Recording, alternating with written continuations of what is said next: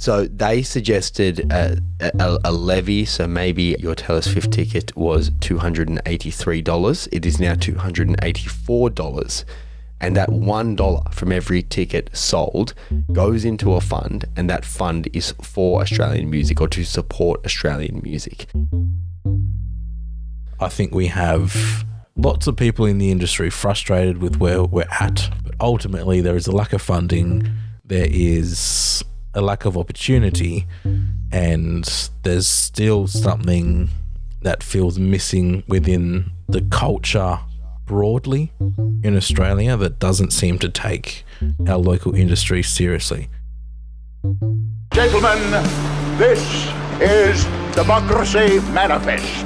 Right, well, I am recording. I'm not. Well, come on. I'm not, but I am. Now I am. Very good. Apologies if I take a few water breaks during this recording. My voice is just really... My throat's a bit crackly and sore. I did hear that that Cameron cough before. It's more of like specific to you. A light wheeze. Yeah, it's a wheeze cough. Yeah, it irritates the hell out of my wife. Every time I cough, she goes, "Shut up, I can't deal with it." It's the most irritating cough. Oh, well, we've got that in common because I get in trouble for sneezing. Like the sympathy for my issues with sneezing wore off like years and years and years ago, where it's just like, all right, stop.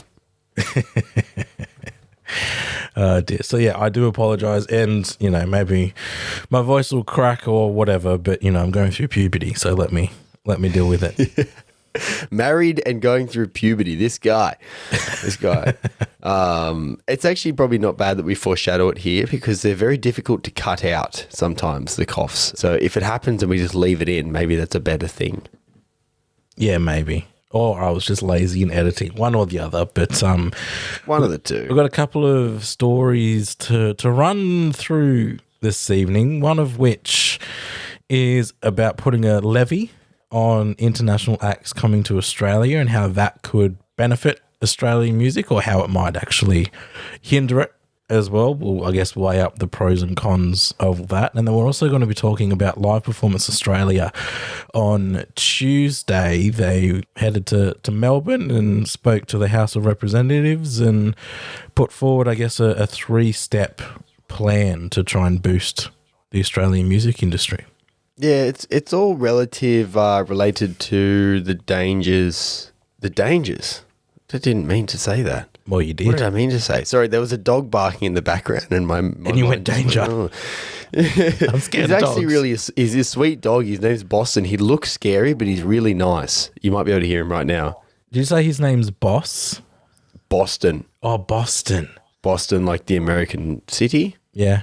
Yeah, it's all related to the kind of broader, like there's a lot going on in the Australian music space at the moment, in terms of people trying to figure it out. And if you listened to our podcast with Ruby Miles, we inevitably ended up in that space. And I think it's kind of, if Cam and I were to speak to anyone that isn't just an artist, like when we speak to the artists, we speak about their projects and their music. If we were to interview anybody who's in and around the Australian scene right now, we would no doubt end up in a conversation about like what's going on, like the festivals are cancelling, the people aren't showing up, and so obviously that's having a flow-on effect. There's a number of inquiries going on. There's a number of like kind of independent investigations. There's this government looking into things. There's a lot of like inward looking stuff, and all of the things we're going to talk about kind of relate to that. And it does, funnily enough, and I don't say that because it is funny, come a week after Spilt Milk became yet another national festival to announce it would not be going ahead this year. They were a little bit more ambiguous with their explanation, I guess. It was not as if they had a lineup announced and tickets were on sale and all of that had happened. They just put this post out that was basically like, "Hey Pookies, we ain't doing it this year." Words to that effect. I'm just pulling it up now so I can give you the proper read. Yeah, maybe they saw it coming. Perhaps. Maybe they just sort of saw the landscape of the way things were transpiring and they've gone, well, what hope do we have of getting off the ground with what we have planned? Let's just pull the pin now to save money and the work. And yeah, it's weird because I don't know the ins and outs, but Spilt Milk always seemed like one of those no dramas, like quite popular one. I went to the one in Canberra a couple of years back and really enjoyed it. I thought it was a really well-run festival, just like it's always has that feeling, yeah. Yeah, but they just posted, sorry Pookie, we couldn't get you the Spilt Milk you deserve this year, so I'm a dip for a bit and come back when I can make all your dreams come true. I miss you XX. Rumours were that they had a major international headliner that pulled out last minute, and that was the reason that they didn't go ahead with it. And then, as you said, Cam, maybe with that they thought, well, we can't pull in a last minute, ticket seller like this person was going to be. Last year it was Post Malone was the main one. And so they've always had that kind of big international artist. So maybe it was to do with that. But either way, we've got another one bites the dust for 2024. And you always do ask the question when they bounce, like, will you be back? Will you actually be back? They all say the same. And I'm thinking now it's about the time of year where the New Year's lineups are very, very close. We've heard nothing about Falls Festival actually making a return or anything like that. So when they bow out, like this could be the end, and they're just like saying they'll return. They have intentions to, but as the next 12 months pan out, it doesn't happen. We don't know.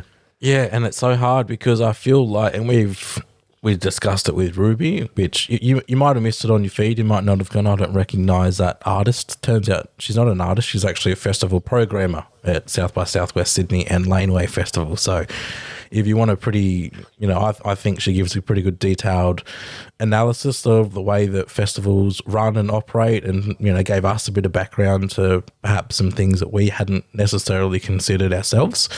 So go back through the feed and check that one out. But I forgot what I was going on with all of that now. I was too busy plugging and I forgot where I was going with my own thoughts. While we're plugging though, I do want to do some self-plugging of our own in a different kind of way. I was hanging out with a couple of mates earlier this evening before Cam and I sat down to record this, and I was bemoaning the algorithmic side of what Cam and I have to try and do for our socials. I mean, neither of us are particularly super active on personal social media, but we are, I'm a lurker. I'm not a poster. Yeah. We're having to, we do it and we enjoy it. We enjoy the interaction, but it's, it's a wacky world. So our metrics online tell us that those listening like what they hear because they listen pretty much through the whole thing, whether it's half an hour, 40 minutes, an hour and a half, the people stay on, they listen to the whole conversation. So that's good. We like to think that hopefully that means the product's pretty decent. If you're one person out there who thinks that, recommend us. Tell someone about us. If you're an artist or you like the content we produce, we're relating to Australian music and artists, or you live on the Central Coast and you like that we talk about local musicians, rather than us having to bow to the meta overlords, why don't we do the good old fashioned plea? Why don't you tell people about us, please? That'd be really nice if you could. It's just a thought I had earlier because I was having this conversation with a mate, just going, yeah. So, like, share, subscribe in a physical human way via your words or messages. I don't know. Yeah, word of mouth is a very strong way to spread a message. So if you can recommend something that way, it holds a lot more weight than us sharing something on Instagram and going, please give it a listen. Yeah, and then no one sees it because we don't really know why. And then heaps of people see one other thing and we don't really know why that happens either. It's because we haven't given them money. But anyway, yes, that aside, we will get to the news. Social media. But yeah, we will. Let's get into it now. So let's start with a proposed levy on major tours for international acts coming into Australia. So you mentioned that Spilt Milk had a big international act potentially rumoured to have pulled out, and that's why the festival is not going ahead. And, that was my very loose segue of tying in international acts, but because this really has nothing to do with acts on festivals, it's more to do with acts coming over for their own tours and how the Australian music industry might be able to benefit a little bit more from those acts coming in and taking potential slots away from Australian touring acts. Totally. And it relates kind of to some things we've spoken about over some previous music newses this year. The inquiries and investigations that I referenced earlier, this kind of relates to those as well. So we had Spilt Milk's cancellation last year. There's the Standing Committee on Communications and the Arts, which is a government inquiry looking at the state of the scene right now. And that heard evidence last week also after the Spilt Milk thing from people from the industry, stakeholders, state and local organisations, peak bodies, event organisers, and had roundtables with musicians and venues too. As part of this one, Q Music, I think it was, which is Queensland Music CEO Chris Stewart and Brisbane venue operator Shane Chidsky and Woodfordia managing director Amanda Jacks presented evidence, and they suggested something like a little bit different, which was to have a levy on touring acts that come from overseas, like a little fee, a little addition to the ticket price. So they put it in comparison to like Pink. So we've spoken in the past about how successful Pink was in her tour. We have, of course, spoken about how successful Taylor Swift was in her tour, and even artists like Fred again, who we spoke about with Ruby Miles. So they suggested a levy. So maybe your Taylor Swift ticket was $283. It is now $284. And that $1 from every ticket sold goes into a fund, and that fund is for Australian music or to support Australian music. Now, obviously, a lot would have to come from that in terms of, okay, so we've got this fund. How is the money distributed? How does it work? But we know broadly that funding generally has been an issue for a long time with Australian music, slightly improving, could always do with more. And even if we look at the specific example of events being cancelled, there's been the music event cancellation funds or just protection funds or just like supplementary money, like subsidies from governments for events to go ahead because it's clear that there's, a national good there. I mean, we subsidise a whole bunch of things that aren't very good for the planet or the nation via our government. So why couldn't we do the same thing? But just to have a fund there that was supplemented by artists that come and tour from overseas who seem to just have that pull power at the moment. Again, if you listen to the Ruby Miles chat, we kind of spoke about that, like these international artists are getting all of the ticket sales and all of the attention and all of the airplay, and our own artists are kind of often ignored and get a lot less exposure and therefore less ticket sales. So if that ticket was an extra buck, would that help if we had a little fund, a wealth fund that was for Australian music? Yeah, I mean, the extra $1 for me buying a ticket would make pretty much no difference to me personally. If I was going to spend, the example you made, $283 on a ticket, there's no reason I wouldn't pay $284 for a ticket. So that's not an issue. I guess the issue that you raised there was it's awesome. It's a good way and a pretty easy way, I would think, to get additional funding for the industry. But how then do we go about dispersing this income to wherever it needs to go? Because you might have people going, well, hang on, no, it was a Pink concert that generated, or, Taylor Swift that generated the majority of the income from this ticket. So it should go towards Australian pop musicians as opposed to the metal scene, or it could be, Blink-182 and Foo Fighters came over, so it should go to all of the rock acts in the country as opposed to the hip-hop scene. I don't know, but that's where it's going to take a lot, and I think it's those sort of road bumps that are either going to be put in the too hard basket or there's going to be too many disagreements that as much as I like this idea, I don't know if it's actually going to become a reality because of some of these difficulties in actually just sorting it out. Yeah, 100%. I think if you'd have to just go very specific, and that's the end of discussion. Like, this is a festival fund. This is a fund to help festivals or live events in Australia, or this is a fund that this money will fund grants, and you have to apply for those grants, and it's a level playing field. Yeah. You know, there's metrics we're looking for in terms of what we would like to support, but anyone can apply for them. Something like that really opened the door all the way up, because if you did the pop for pop or whatever else, then you're inevitably going to run into problems. But I do agree, I think it would be hard to work out. And at first I was like, oh, you know, like, I don't know, I just felt like a bit, stop taxing everything.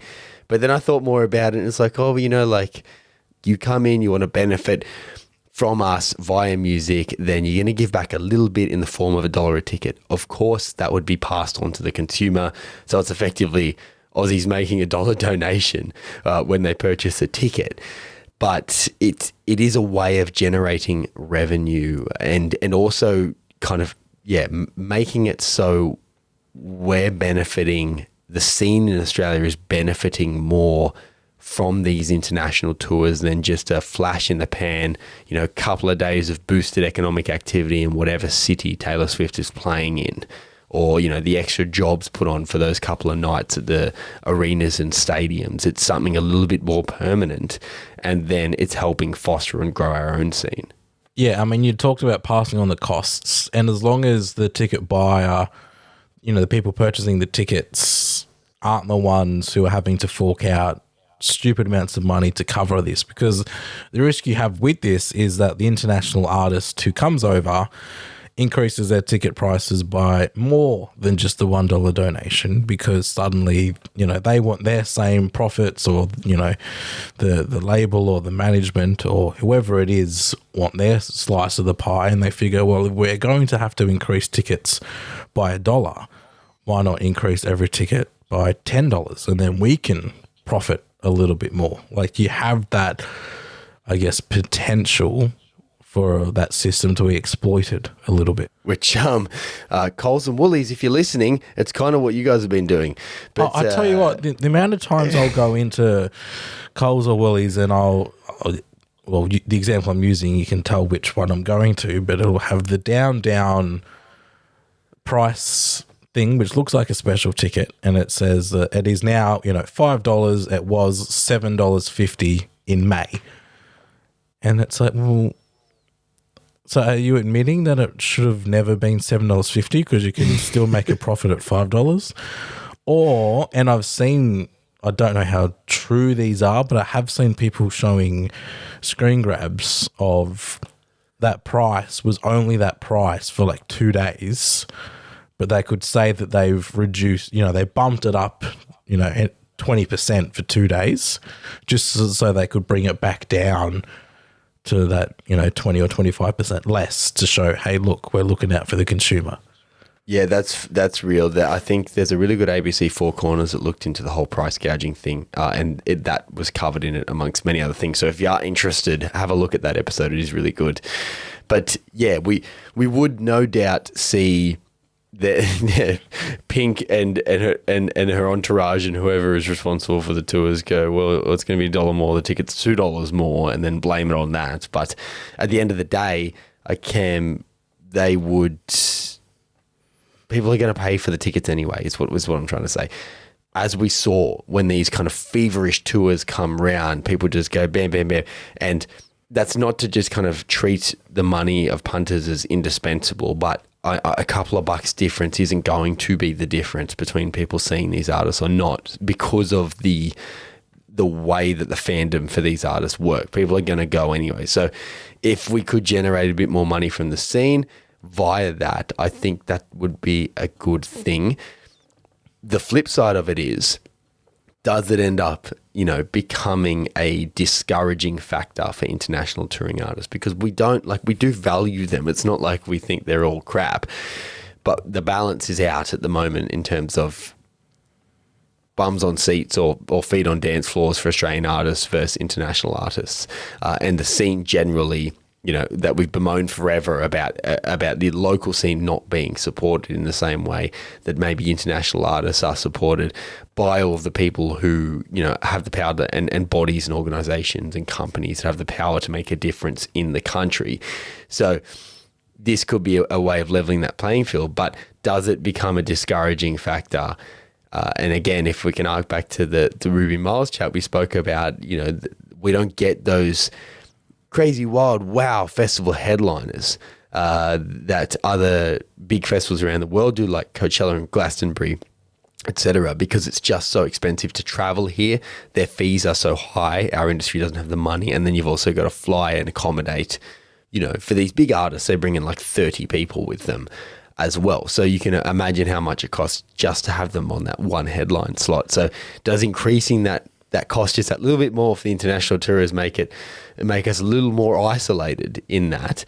But then the flip side of that, does it open up more stage space and more touring time for local artists then? And is that such a bad thing if Pink doesn't come here for the 7th time in 5 years, Yeah, I mean, maybe you could have more attention and spotlight on a variety of Australian musicians as opposed to the same 5 or 10 who seem to be, they're the ones who get all the headlines and they're the ones who, the tabloids seem to care about. But if you didn't have Pink touring, maybe it might open up a cool national spot for someone else to, to get some of that limelight. But the other, factor, if we combine a lot of the proposals around international acts coming to Australia, so we're talking about the pay split between international artists coming here. We're talking about now putting a levy on ticket prices. There's also proposals that every touring act has to have an Australian support, which that one shouldn't really affect the touring artists too much, but the other ones are all monetary based around the touring act. It could very well get to a point where they just go, oh, it's too hard. It's not worth it. It's not worth coming over, even though pretty much every touring act you speak to loves touring in Australia. Yeah, it does risk going that way. And you did reference there that Michael's rule, which we did cover in more detail earlier in the year. Just briefly, Michael's rule, who was Michael McMartin. He was the late great artist manager. He was manager for the Hoodoo Gurus for more than 40 years. He tirelessly advocated for this policy. 3 main pillars. Every international artist must include an Australian artist among their opening acts. The Australian artist must appear on the same stage as the international artist using reasonable sound and lighting, and the Australian artist must be announced at the same time as the tour so that they benefit from all of the marketing promotion that goes along with it. So they all do kind of relate to one another. So maybe rather than having all of these kind of different fragmented rules, maybe a smarter idea, if we were really going to look legislatively, maybe we need just a international touring policy that is legislated in Australia, that is just one of those kind of arts policies that doesn't really get touched no matter who's in government. And maybe it is just, look, international tours get charged, like 1% of every ticket goes to this fund. Also, you have to employ Michael's rule and a couple other conditions. So it's just, this is the state of play when you come and play in Australia. We support our arts and we're proud of that. Deal with it, and you don't know what the impact will be, but I don't see it as such a horrible thing, because during COVID, we spoke about this. If you're a long time listener, you might remember the WA effect, where no one could get in or out of WA. They were, locked down hard. And as a result, the national touring acts from over east, from our side of the country, couldn't go over there and tour. So those bigger stages and venues and rooms over in Perth in particular were now available. And all of a sudden there was so much more opportunity for local bands from Perth. And as a result, post-COVID, we saw and are still seeing an explosion of really, really good artists coming out of Perth, purely because they had opportunity they wouldn't have had otherwise. Yeah. So even if the internationals stopped coming, do we just see the same thing happen on a national level a little bit more? And they're not going to stop coming entirely, but if they dropped 10%, that's 10% more stage space and time and tour and promotion for local artists. And I don't think that's such a bad thing. Yeah, potentially. Because, I mean, on that WA thing, WA's always been pretty hot place for artists to come out of. But when you look at the likes of Dice or South Summit, who have sort of really emerged in the last couple of years, that's because they got the exposure on the bigger venues in WA. But I guess the flip side to that is, Pink, she sells out arenas, Taylor Swift sells out stadiums. Do we have Aussie artists who would be able to fill that void? Like, do we have an Australian artist who can fill out Sydney 3 nights in a row?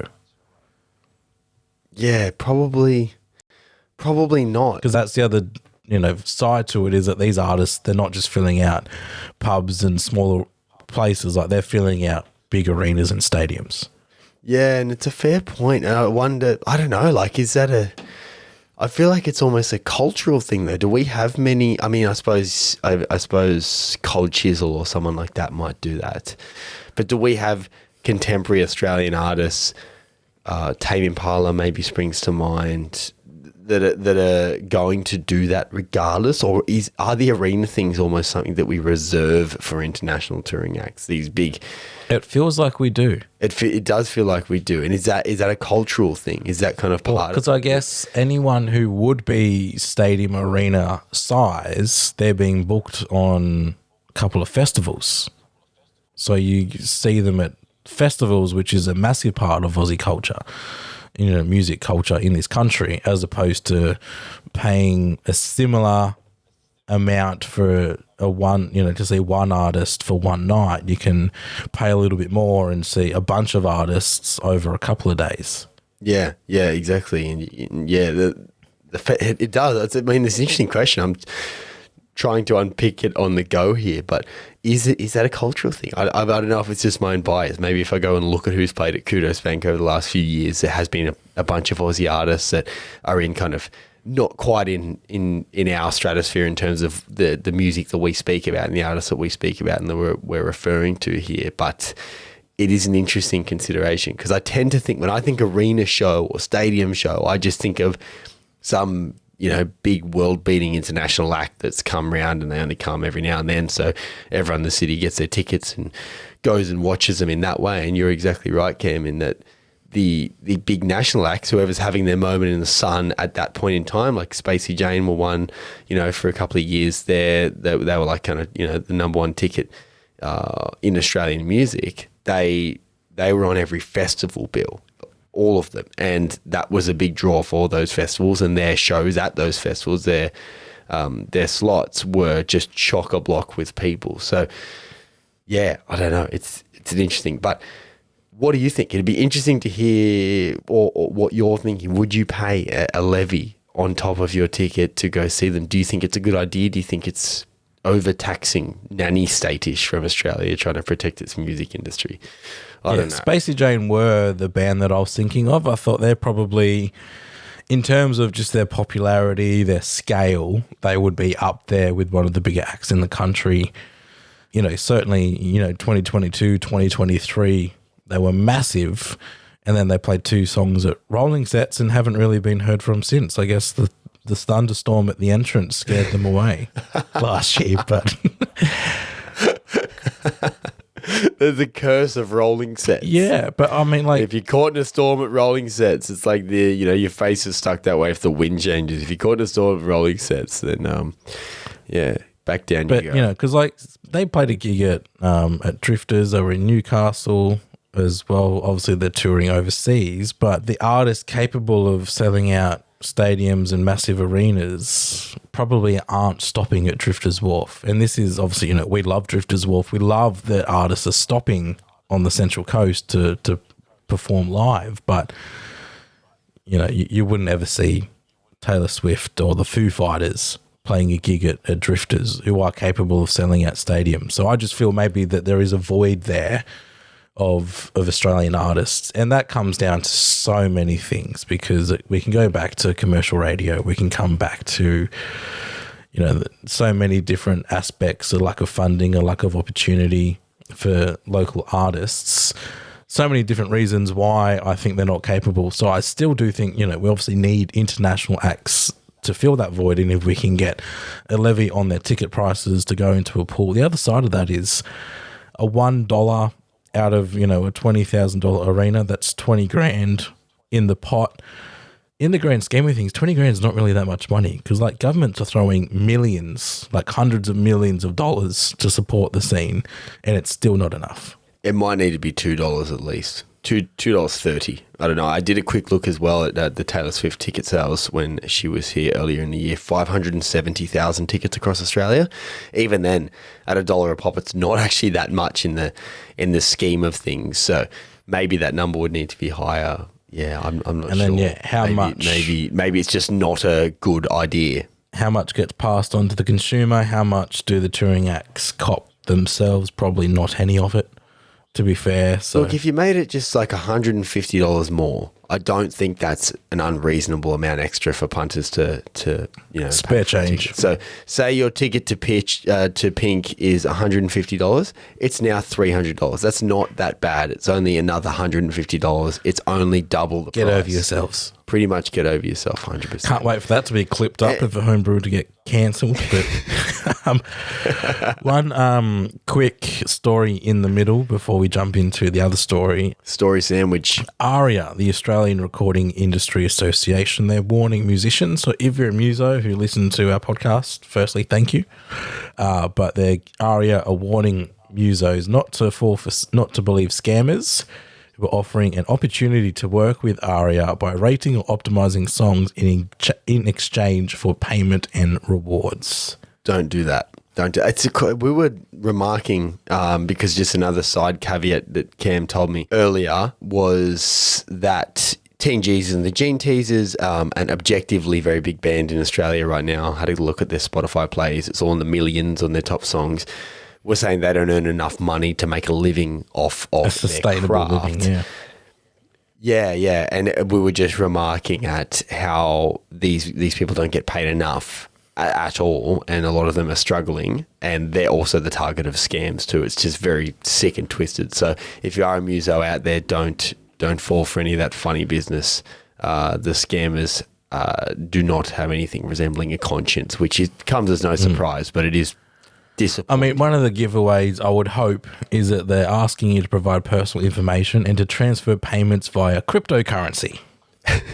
Well, that would hopefully be a bit of a red flag. And while we're talking about crypto, Homebrewed coin is about to launch. It's called HBC for short. It should be up on all of the big platforms. We will email you personally about that. You just need to send us back a few details and a securities deposit of, $200-$300, $1,000 if you want a high chance of making more money. And yeah, we're guaranteeing that you'll double your investment. So I think we're jumping into the crypto market at the right time. I think so too. It's buy low and sell high. That's what we're doing now, because the market, you didn't want to go in 5 years ago. That was horrible timing. No. Buy low and sell lower, I think, is the best way to operate when it comes to investment. But if we can jump out of the crypto world and jump back into the Australian music world, Cam, you were telling me a little bit before about a story that Evelyn Richardson, Live Performance Australia, she shared a global, commercial and collaborative priorities. There's talking about career matrices and a whole bunch of other stuff. But again, it's another one of these inquiries that's looking at how to make Australian musicians a bit more marketable overseas or a bit more successful. Yeah, so I guess this is the flip side. So we're talking about touring acts coming over here. This is almost like, how can we have our Australian artists become bigger and earn money from overseas opportunities themselves? So you mentioned there Evelyn Richards, who is the chief executive of Live Performance Australia. She was at the House of Representatives in Melbourne on Tuesday, so just a couple of days ago, if you're listening to this podcast when it is released. And in that, there was about the committee inquiry into the live music industry. And yeah, she put forward sort of different priorities that she thinks that they should adopt to assist the Australian live music industry. And yeah, she highlighted a globally focused, commercially engaged and collaborative approach. So the first of this relates to, I guess, having everyone all singing from the same hymn sheet, which suggests to me that they're not doing that at the moment. But she's saying if we can get labels, the live music sector, publishers, streaming companies all on the same side, Australian music industry could be truly formidable, saying that the strategy should be a first order priority for Music Australia, which is the federal government body in charge of music. Yeah, it's interesting. I mean, it doesn't come as too much of a surprise, particularly when you think about, the battles between labels and streaming platforms that we've seen play out and spoken about on this very show over the last couple of years. But I suppose she is saying there, Evelyn Richardson, that it's not all. Not everyone's on the same page when it comes to Australian music, and they're not working together. Sounds a lot like Australian football. We'll leave that to other podcasts to discuss, but it does, sound like that not everyone's on the same page.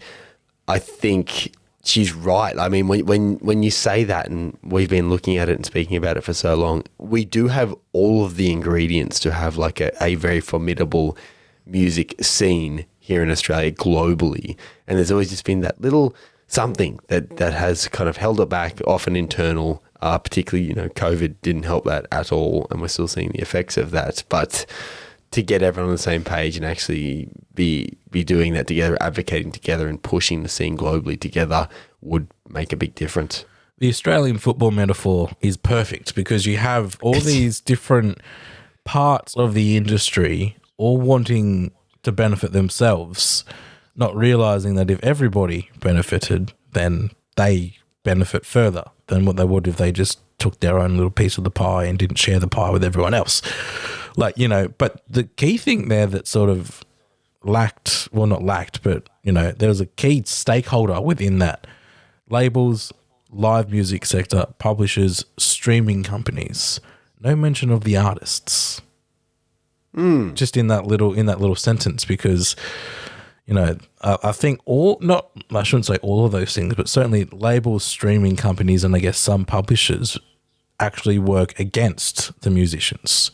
But the point here is to try and get musicians leveraged overseas, which was sort of the first of the three things that Evelyn Richardson was talking about, saying we need to develop a global export strategy. So by harnessing and engaging with the commercial sector and leveraging their national and global footprints and expertise. So, trying to get these Aussies heard more prominently overseas could help the industry here locally. Yeah, and we do have the knowledge on shore and within the country, at least, even if not in the music industry, to do that, to make it more marketable. But it sounds like from what she's saying there that we do actually we probably have the people within the scene. But again, it's just making those cogs turn together, and work like a well-oiled machine. That's not happening.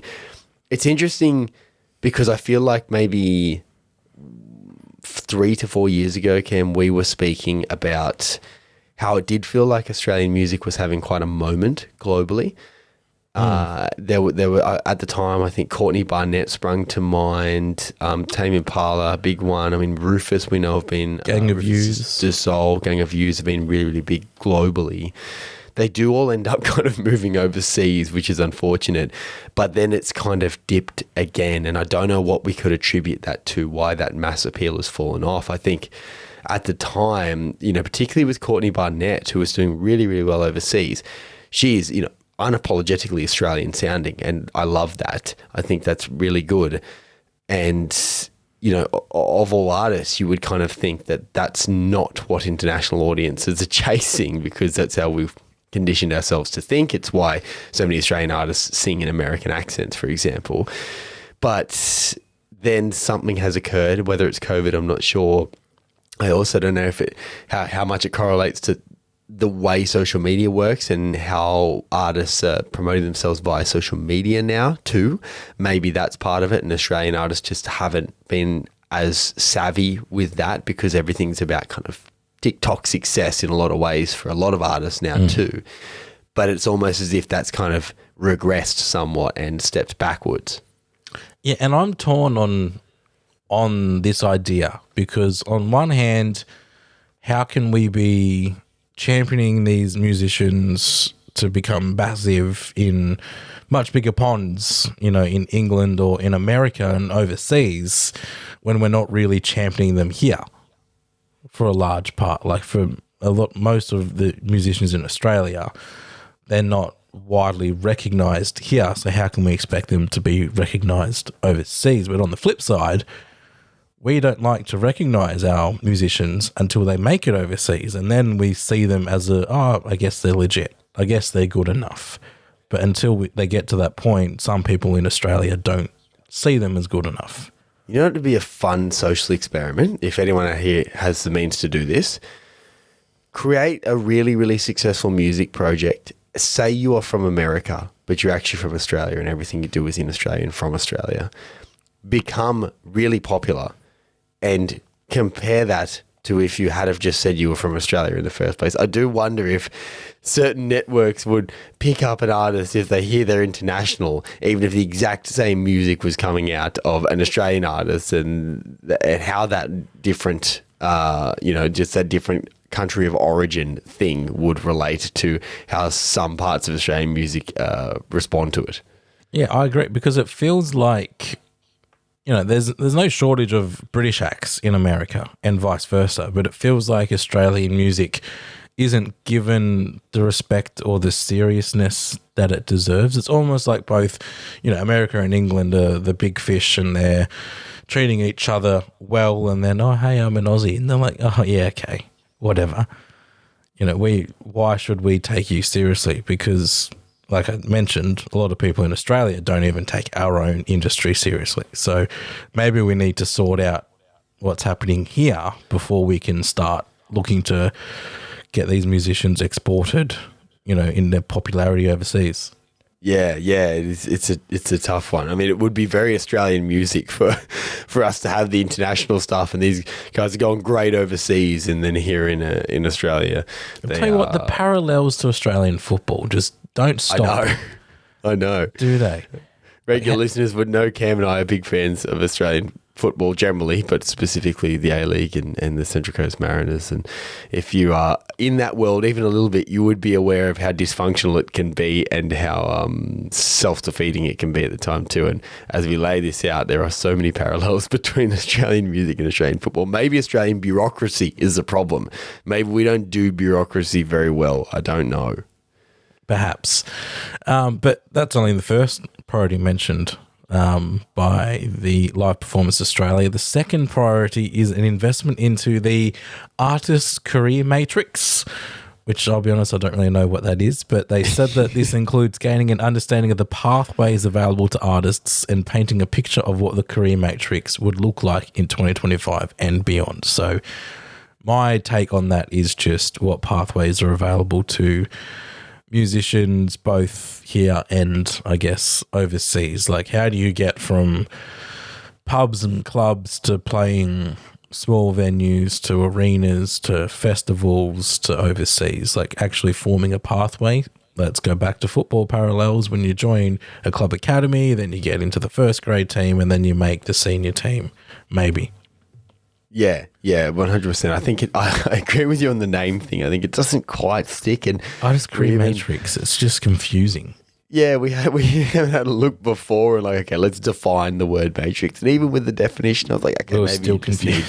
A different. Maybe Cam and I are just idiots, or they maybe need a different name for that one. But either way, absolutely. I do think, it probably is. And I mean, part of that is what we've just discussed is it's hard to perceive that kind of global or like those steps forward when you're seeing so little of that around you or so many obstacles in the way of that. So we know how important it is just in terms of perception to actually be able to see where you're going, to visualize it, to know the steps you might need to take is really, really significant. And for artists here in Australia for the longest time, it has just been about, okay, well, what's a venue that I can play at to begin with, particularly in New South Wales is where I'm slanting that reference to.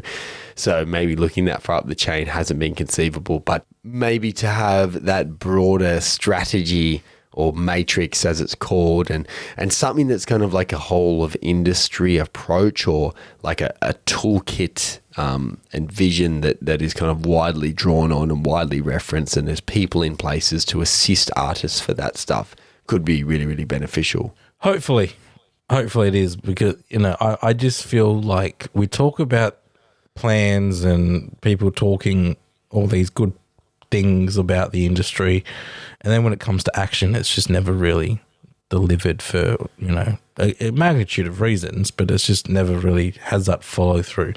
The third and final priority that the Live Performance Australia mentioned to the House of Representatives in Melbourne was that they suggested identifying options for being heard on streaming services. So they were talking about having a local content requirement on locally curated playlists and also trying to get Australian music heard on global playlists, which, look, we don't know too much about the ins and outs of the Spotify playlists, but having casual conversations with some musicians and some people who have tried to get on these playlists, it's not necessarily an easy thing to achieve. And a lot of this can also be dictated by labels and other people more powerful than just an independent musician, based on our understanding of how these work. So we could be a little bit off with that, but just based on a few conversations we've had, that is our general vibe of how you get on these things. So it might not be the easiest one to do, but it feels similar to saying, here's your Australian radio quota, let's have a quota for streaming services. Yeah, and I don't think it's a bad idea. I mean, the playlist thing has come up a number of times in different ways, but it's another one of those things where those playlists that are curated by whoever, wherever, again, don't really give a look in, or enough of a look into Australian music. And those artists who do end up on there, it does seem like it's very much a who you know kind of situation, or who you're connected to, or who's helping you along your journey, rather than there being like an unearthed style approach to actually, okay, this is genuinely just a good Aussie artist. We want to put that on there now. And I think in this, it's specifically related to playlists that are curated within Australia. So whether that means Spotify Australia people are curating it, or it's occurring on our shores or whatever, but having a kind of mandated amount of Australian music that needs to be in there. Because it is a really big deal. We'll see, consistently when artists that, we follow or know do make it onto one of these playlists, it's a big deal. And they're like, wow, I made it onto this. So obviously a lot of people are jumping on and listening and using those playlists day to day. And it's a great way to discover new music. And I suppose it is just like the radio for what the same function of the radio are those playlists. When you... Like, it's almost like you discover weekly. It's very similar to if you're a Spotify user. When you do chuck it on because, you're kind of sick of listening to whatever you've been listening to for the last few weeks, it is just a new music discovery platform because you're asking for stuff that you haven't heard before. So to have, a better representation of Australian musicians in that, I think would be a very good thing. And you touched on TikTok as well. That's such a big music discovery platform as well, which, that wasn't necessarily related to what Live Performance Australia were talking about, but if we can have TikTok sort of trying to promote from, Australian artists as well, if you're in Australia, because the algorithm, I get plenty of Australian-based content, whether it's on TikTok, whether it's sketch comedy, or whether it's, stand-up, or whether it's just people in Sydney or, tourists in Australia talking about how weird things in Australia are. Those are the things that I see on my TikTok. So it is very Australian-centric. So if they can also use their algorithm to promote Australian musicians as well, that could go a long way. Yeah, totally.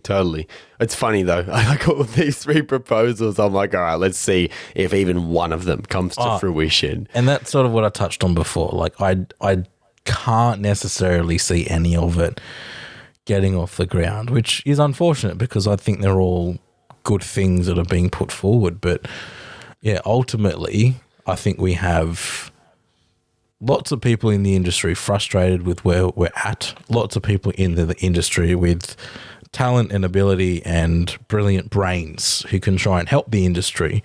But ultimately, there is a lack of funding, there is a lack of opportunity, and there's still something that feels missing within the culture broadly in Australia that doesn't seem to take our local industry seriously.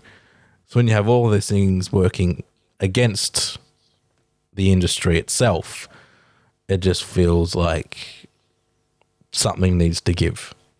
Yeah, doesn't make it easy. That's for sure. What a bleak way to end. Well, I've got a positive way to end. Okay, good.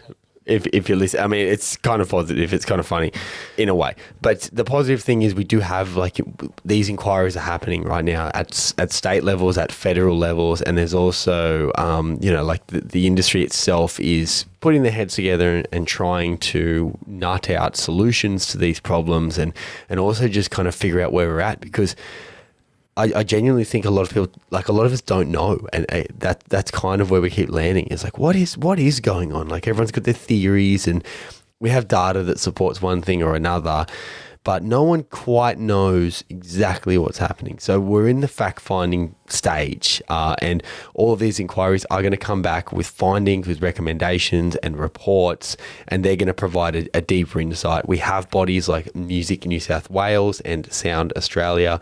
I believe, if I'm getting the names of those right again, if I am getting the names of those right again, that are all starting up now. They're in their infancy, but they will be there for a while and they will leave a legacy. So I'm confident we can get there, but also, there is a point where we can't inquiry our way out of everything. We will just need to start implementing change, and there might need to be some action on that front. But, if you are feeling a bit glum about it, there's moves in the right direction, and we weren't seeing this level of care or attention previously. So it is a step in the right direction, albeit, maybe smaller and slower than we would like. No, that is a good point. That there is a lot more happening, and there are a lot more people now trying to resolve the issues than perhaps there were, 3 or 4 years ago.